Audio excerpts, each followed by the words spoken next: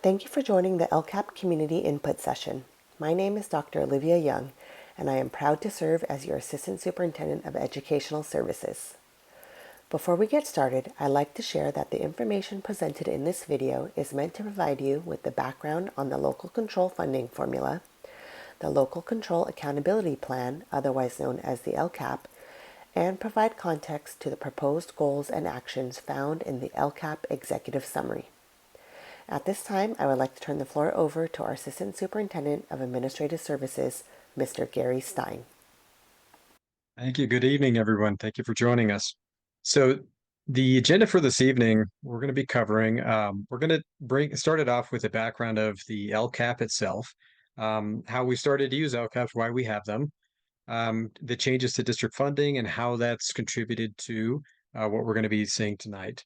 We'll go over the requirements for district LCAPs. We'll also discuss why the 24-25 LCAP will look a little different from our prior ones.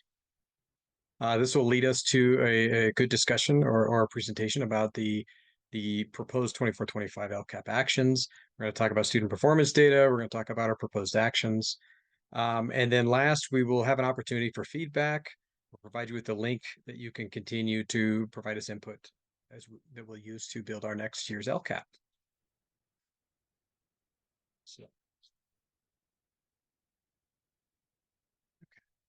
So in order to understand the intention and requirements behind the Local Control and Accountability Plan, or what we call the LCAP, we thought it might be helpful to provide you an overview of how that came to be. Believe it or not, LCAPs have been in existence for 10 years now, and they were created due to some significant changes that occurred to the school district, how we're financed, and not only that, but our accountability system provided by the state. Prior to 2013, districts were funded with what we used to call revenue limit funding, which is very complicated. But a large portion of our money came from categorical funding, which means that most of that funding was specifically tied to programs or for specific uses. The state of California implemented a number of initiatives leading up to the 2013-2014 school year, such as the California content standards, the state priorities that were introduced, which we'll be talking about the next slide, and then also the funding formula. So in 2013-14, school districts moved to a new funding formula calculation. The goal of the LCFF, or the local control funding formula, was to create equity and an amount, and make sure that we provide an amount of funding for students where it's needed. So traditionally underserved communities, which were our English learners, our foster youth, and our low-income students, or our socioeconomically disadvantaged students. We'll talk more about that and the impact on PYLUSD on a later slide. But along with the change in funding, along with the change in the funding, most of which provided districts with more flexibility in the funds. So that's the whole intent of LCFF, so we can address students' needs locally. The state wanted accountability. So we wanted to have a plan that we discuss with our stakeholders, with our educational partners, which you're here tonight. Thank you for that. And that's where we get the LCAP. So on the slide, you'll see the California state priorities. There are 8 specific focus areas for the priorities, and they really govern how, or they set a stage for how districts are to be serving students. So they're categorized in a way that shows their intent. So if you look at the bottom layer, we have our basic services, our state standards, making sure every student has course access. As long as all students have that base level of services, which we're calling the conditions of learning, the next step in the process would be we need to make sure that we're engaging parents, we're engaging our students especially, and that we're creating school climates that are conducive to the educational process and to their achievement.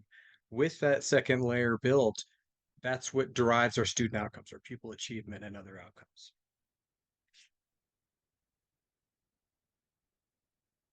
So as mentioned before, the LCFF, or you'll hear that a lot, the local control funding formula was created in order to basically provide school districts with a little bit more flexibility in the funding.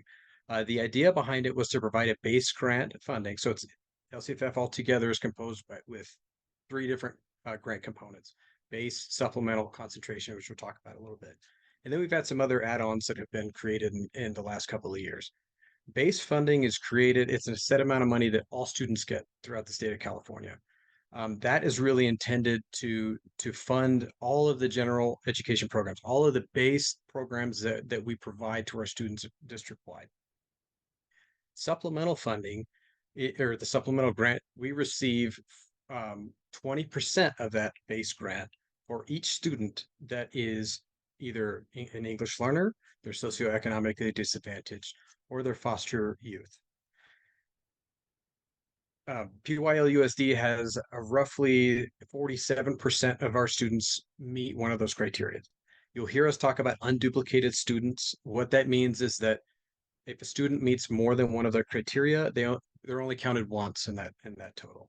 So that unduplicated total, each student that meets one of those criteria, we're provided an additional amount of funding for those students. I mentioned concentration grant funding. Districts that have an overall student population of over 55% of their students are English learner, foster youth, or socioeconomically disadvantaged students. If they're over that 55% threshold, they have an additional grant that they receive. And so, but we don't receive that, and we'll talk a little bit more about that later. We also get one other type of funding through LCFF, and that's called the equity multiplier. That is specifically for school sites that have students that as their student base is over 70% socioeconomically disadvantaged, and they have a non-stability rate of greater than 25%. Non-stability means that students enroll and disenroll from the school frequently throughout the year. So over 25% of those students in a given year are moving in and out of that school. And right now, PYL only has one school that receives that funding, and that's El Camino Real High School. Districts are expected to use supplemental money to increase or improve services for the students that generate those funds. And we're going to talk a little bit about that. Next, please. So this slide was created by our friends at Education Trust West, and it really is trying to illustrate the difference between our previous funding system, which was called revenue limit, and then what we use now, which is LCFF funding. The intent behind this was to create equity between school districts by making sure that funding is being received for those three specific student groups who traditionally have had a lower student achievement level throughout the state. But to make sure that there's funding provided for those students to provide them with those extra increased or improved services to level out their educational experience to close achievement gaps. That's the intent behind it. Since this slide was created, as you can see by the date 2013, there's been a lot of changes to the LCFF funding formula, including adding more levels of funding to the concentration grant funding. As I mentioned before, PYL doesn't receive those funds. So that green hill that the school district on the right is on is actually much higher. And so in Orange County, when LCFF was introduced, roughly half of our school districts in Orange County did very well under the LCFF formula, but half did not. And PYL USD being underneath that 55% mark hasn't done as well, meaning we're not receiving as much LCFF funding as other school districts that may be above that mark. But I can say, I'm new to the district, but I can say we do amazing things with that money that we receive. So after the state priorities, and then we generated a new set of funding in order to address that. This legislature wanted to make sure that there was an accountability piece, that we were making sure we're communicating how we're using the funds with you, our educational partners. And that's where the LCAP comes from. And so the general requirements for a local control and accountability plan are that the district needs to make sure that we're explaining through goals and actions how we are addressing the needs of all students in all eight state priorities that we described earlier, as well as how we're addressing the needs of our English learners, our socioeconomically disadvantaged students, and our foster youth students. In addition to that, if the students, we have different student groups who are identified for differentiated assistance based on our California school dashboard results. Those also need to be addressed as well. So this is just a summary of all of those things. So the really it just kind of shows that trajectory. We have the funding to use it to address the state priorities, and we build a LCAP out of that. So next, we just wanted to provide you with a quick overview of the district's budget and explain how what are our major revenue sources come from, how that funding is received, how much of the funding is received through LCFF, and what needs to be used for specific purposes. So what you'll see on the screen here is a very draft version of our 24-25 budget estimates. What I will say is the governor he just released his budget proposal in 2 weeks ago to tell us what he thinks the state will be able to fund school districts with next year. That'll be revised over the next several months. So this is where we're at now, but they will be changing before we get to our final LCAP. What you'll see is we've got a number of different revenue sources listed, and then we have a total expenditures. And we didn't break those down because it's right now we're working through building that budget for next year as well. But what you'll notice is that we've got most of our funding coming from LCFF, whether it be base or supplemental funding. We do receive other state funds. So we receive one-time funds, grant funds, and then we also receive quite a bit of money from the federal government. And those are all or almost all tied to specific programs, specific uses. And we can talk more about that. And then we receive local funding as well, but again, it's all tied to specific uses. Next slide, please. So we wanted to give you kind of a picture of what the whole revenue picture looks like. So all the money that the district receives. As you can see, if you look at the LCFF, which is the biggest blue, the LCFF base funding, and the supplemental is the red slice of pie there. Altogether, about 76% of our money comes from LCFF. But the rest is all categorical, if you will, or it's all based on specific programs. So whether it be federal, local, all of that comes with some restrictions on how we can use that funding. So 24-25 is actually projected to be a difficult school year or a difficult funding year for school districts.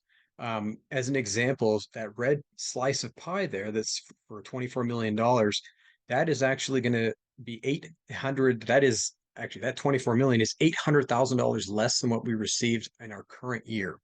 And so we're actually receiving less of that funding next year than what we received this year. So we're working with our teams to make sure that we are adjusting accordingly.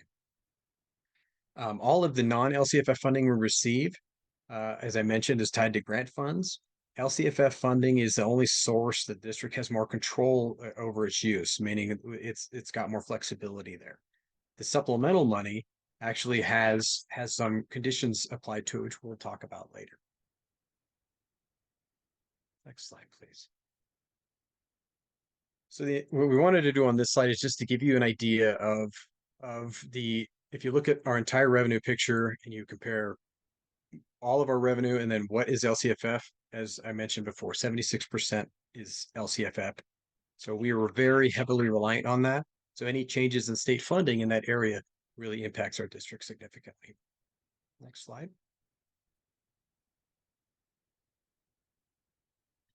And this slide is intended to kind of give you a picture to show you out of all the LCFF funding we receive, how much of that is supplemental money.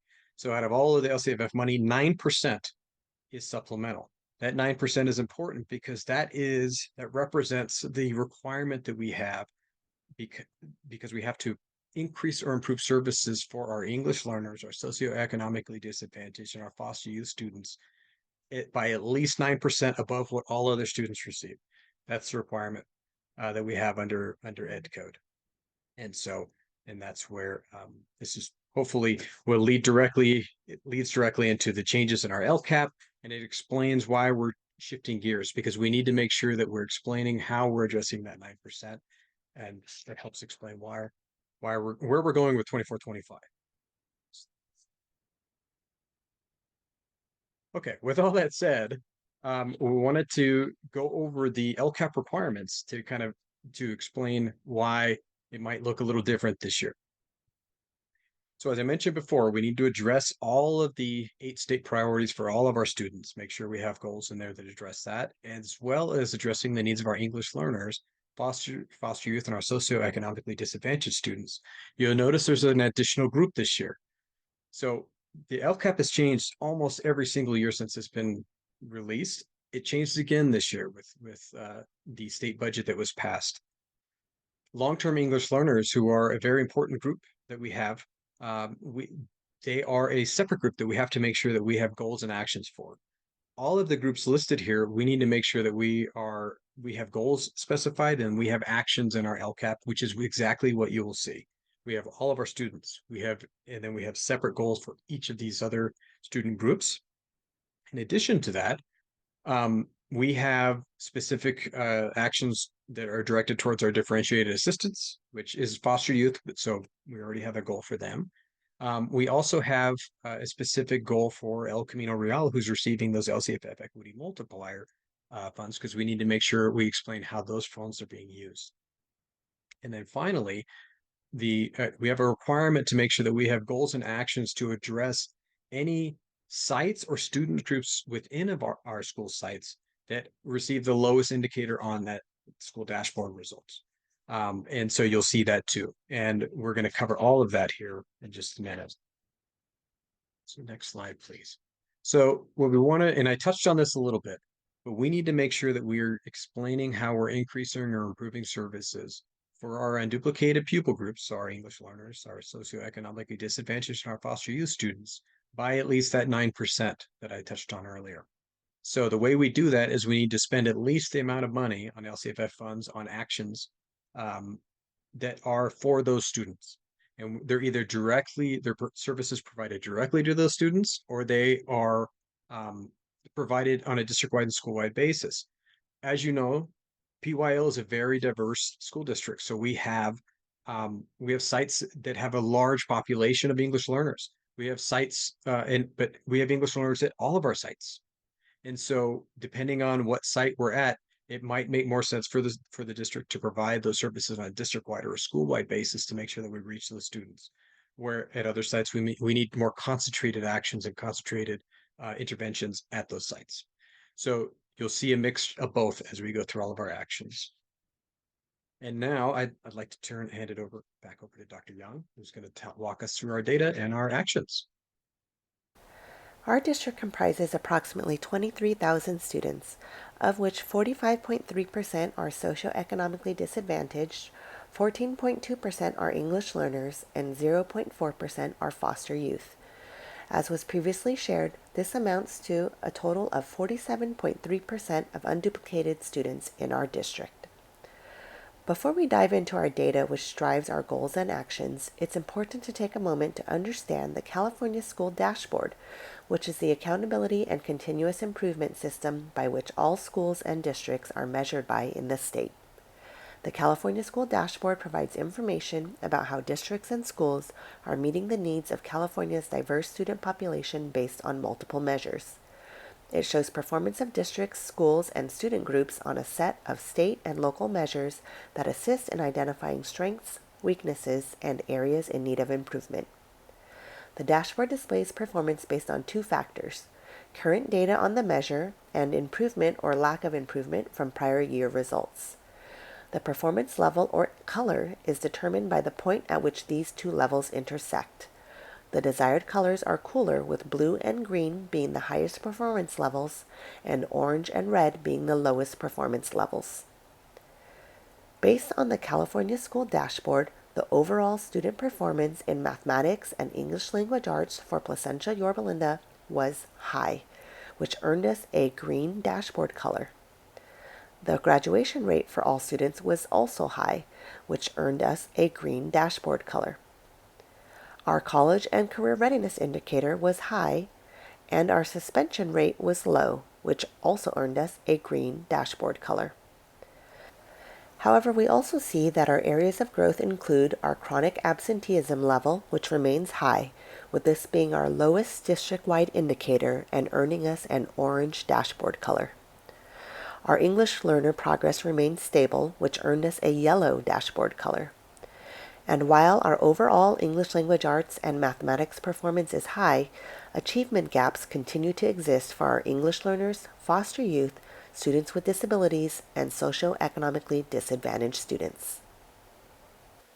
At this time, I would like to point your attention to our LCAP Executive Summary, which contains goals, data, and detailed actions for each of our student groups. Our first two goals surround all students and speak to the innovative initiatives as well as base programs that we provide all students. Our third goal surrounds our English learners. Our fourth goal surrounds our long-term English learners. Our fifth goal surrounds our socioeconomically disadvantaged students. Our sixth goal surrounds our foster youth students. Our seventh goal surrounds all of our unduplicated students. And our eighth goal surrounds specific student groups and sites based off of the lowest performance levels in the district. We look forward to our upcoming LCAP input session together, where you will have the opportunity to ask questions of our leadership team surrounding any of the goals and actions presented in the LCAP Executive Summary. We invite your feedback on our proposed actions as they relate to our unduplicated students in goals 3 through 8, and thank you for being an engaged educational partner of the PYL USD community.